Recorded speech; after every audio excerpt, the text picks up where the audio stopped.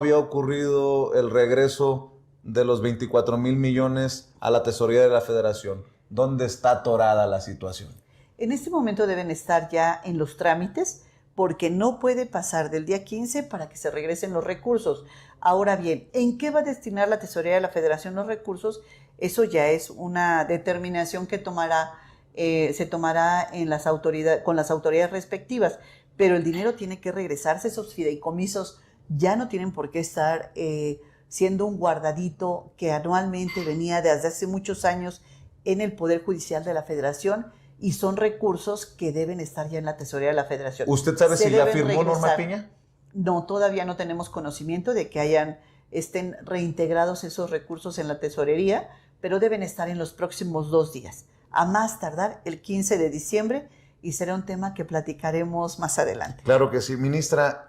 Mucho ruido entre los defensores de Norma Piña. La ministra presidenta generó un comentario de usted, pero creo que muchos lo suscribimos también.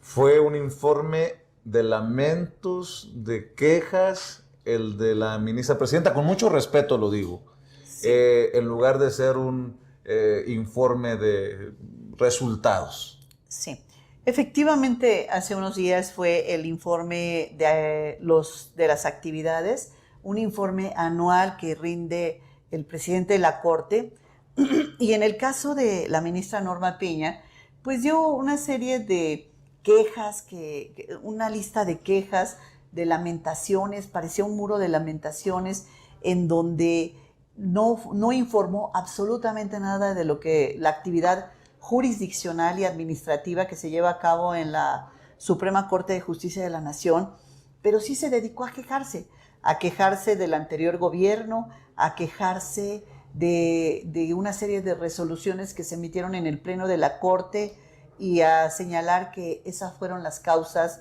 de la reforma al Poder Judicial. A mí me parece que fue, como lo he comentado en algún otro momento, que fue una lista de quejas, de lamentaciones, y no hubo ningún informe de los resultados realmente que se debió haber presentado. Ahora bien, la reforma al Poder Judicial Federal no se dio por las resoluciones que se hayan emitido en el Pleno de la Corte y que no favorecieron al gobierno anterior. No fue así.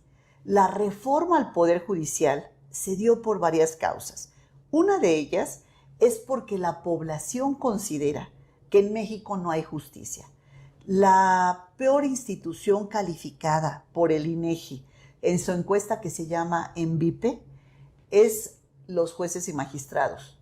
Estamos entre la Policía de Tránsito y la Policía Municipal, los peores calificados.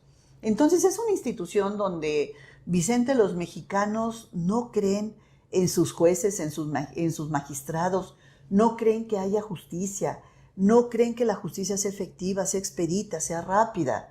Entonces, ante esta situación, se da una reforma al Poder Judicial muy necesaria, que ya en México es una exigencia, eso es una realidad.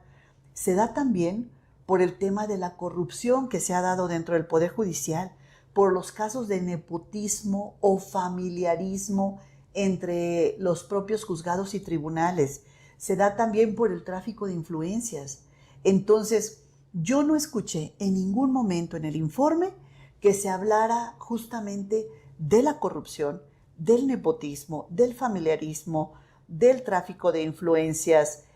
Tampoco escuché que se dijera cuáles fueron los daños que causó el paro por casi 90 días en el año, un paro que se llevó a cabo auspiciado por la presidencia de la Corte e inclusive motivado por la presidencia de la Corte, porque todos recordaremos que incluso manifestó 3 minutos nada más, pero se fue a manifestar a las afueras de la Cámara de Diputados. Marchó. La ministra presidenta marchó, y eso me parece, y al posicionarse en la resistencia, me parece que fue una clara evidencia de que estaba ella a favor del paro que se dio en estos días, Vicente.